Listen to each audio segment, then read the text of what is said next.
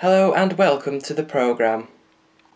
New inquest to shine light on MI6 spy death, Union rules out strike action over the Easter weekend, and Harry Potter studio tour opens. Good evening. It's the stuff of Sherlock Holmes. A spy found dead in a bag he couldn't have locked himself into in a flat with no evidence that anybody else had been inside. Establishing what happened to Gareth Williams is now the task of Westminster coroner Dr. Fiona Wilcox, who will next month hold an inquest. Today's review of evidence to be examined reveals several new and surprising facts, from a DNA blunder which has sidetracked the investigation for 18 months, to the dramatic claim by Mr. Williams's family that other spies were involved in his death, and the possibility of a cover-up. Of course, none of this makes it any more likely that we will get to the bottom of what happened in August 2010 at the MI6-owned apartments in central London. Evidence outlined today makes plain what lies at the heart of the problem. Mr. Williams was found inside a waterproof red bag which he could not have locked from the inside. Two experts will attest to this next month, and Dr. Wilcox is so keen to establish this as fact, she even suggested a demonstration before the court. That means someone else must have been there when Mr. Williams got into, or was placed, as his family's lawyers said, the bag. Yet police have found no fingerprints or DNA inside the flat belonging to anyone else, and as there are no signs the door to his rooms have been tampered with. This has given the Williams family the impression that, in their words, the unknown third party was a member of some agency specialising in the dark arts of the secret services, or the evidence was removed post-mortem. I understand there is not yet a specific allegation that Mr. Williams was killed by another spy, just that they were present when he died, though that remains to his family a possibility. Other revelations included a DNA blunder which the coroner warned could have implications beyond this case. Private firm LGC Forensics told police early in their inquiry they had found a mixed profile on Mr. Williams's hand. But earlier this month it emerged the profile was actually that of a scientist who went to the scene. This should have been picked up at the lab, but apparently two numbers in digital code for that profile were entered the wrong way round, generating a false suspect profile. LGC today apologised to Mr. Williams' family, who had hoped the DNA would lead them to whoever was with their son when he died. It turns out there have been other red herrings along the way. More than a year ago, police appealed for a couple who had buzzed on Mr. Williams's door from the street asking for a man called Pier Paolo to come forward. They now have, and it seems Mr. Paolo lived next door all along and his friends had simply gone to the wrong house.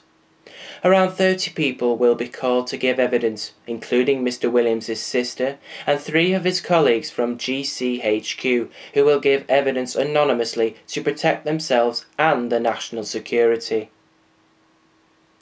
Quite what light they are able to shed on the mysterious death of this brilliant yet private man remains to be seen. The union, representing 2,000 fuel tanker drivers, ruled out the threat of strikes over Easter and said it wants to focus on peace talks.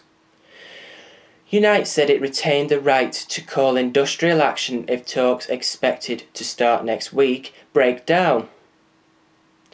The move followed more panic buying at garages across the country and the revelation that petrol sales increased by almost 172% yesterday, while sales of diesel were up by almost 77%.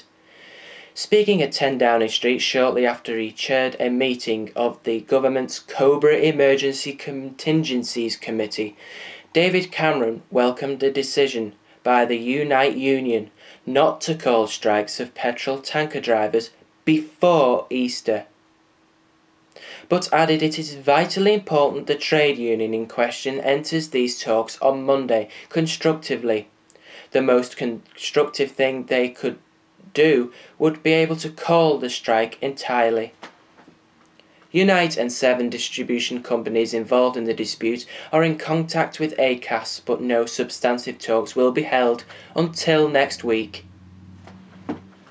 Assistant General Secretary Diana Holland said, "We will not be calling Easter strike action as we focus on substantive talks through ACAS. We do still retain the right to call strike action for after Easter should those talks break down. It should be stressed that what we are seeking is responsible and no more than what is in place elsewhere in the industry.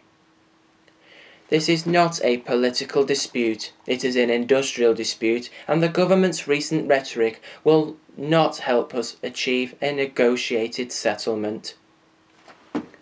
Amid fuel dispute talks, a government minister who has suggested filling up jerry cans with fuel faced growing calls to resign after a woman was severely burned while transferring petrol between canisters in her kitchen. Diane Hill, 46, from York, was recovering in hospital with 40% burns after vapours ignited as she decanted petrol from one container to another, setting fire to her clothing. Labour MPs called for the resignation of Cabinet Office Minister Francis Maude, who had faced a barrage of criticism from fire experts since advising motorists earlier this week to store jerry cans of fuel in their garages. Speaking at 10 Downing Street shortly after he chaired a meeting of the government's Cobra Emergency Contingencies Committee, Mr David Cameron said his heart went out to Ms Hill. He said, "This was absolutely a desperate incident and a terrible thing that has happened to this woman. My heart goes out to her and her family.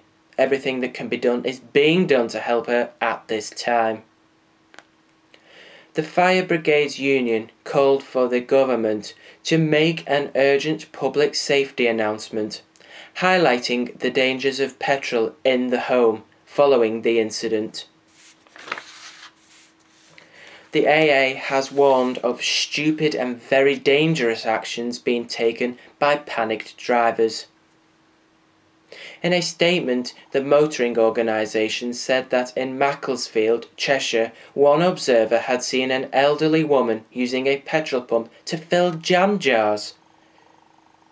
A lady about 75 was seen filling up 20 empty 1-gallon paint tins with plastic lids and also a tray of jam jars in her boot with petrol. She had her boot up so the petrol station staff couldn't see what she was doing. AA staff went over to stop her, then station staff came out and prevented her from doing what she was doing.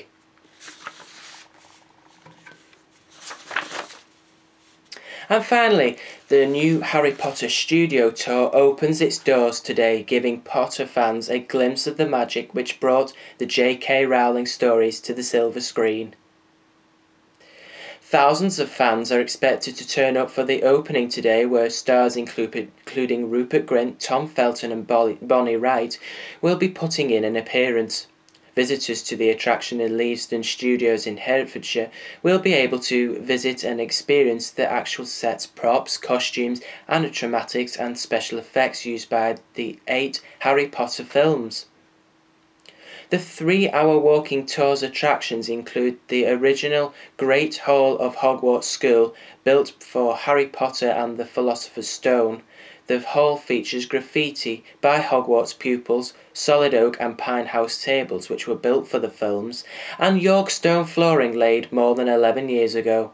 Some of the most recognisable sets include Dumbledore's office, Diagon Alley and the Ministry of Magic, 4 Pivot Drive, Gryffindor Common Room and Weasley Kitchen. On ITV1's Daybreak, the actor Tom Felton, who starred in all 8 films as Draco Malfoy, gave Kate Garraway and Dan Lobb a personal guided tour around the attraction this morning. People can ride on the famous broomsticks, and visitors will also see close-ups of the costumes, animatronics, special effects and props seen by millions on TV and movie screens worldwide. The actor Rupert Grint, who played Harry's best friend Ron Weasley in all the films, says the sets hold a fond memory for him. A family ticket for 2 adults and 2 children costs £83. Individual tickets for people aged 16 and over are £28 and £21 for children aged 5 to 15. For more information, go to the Warner Brothers Harry Potter Studio Tour website. And that's it. Good night.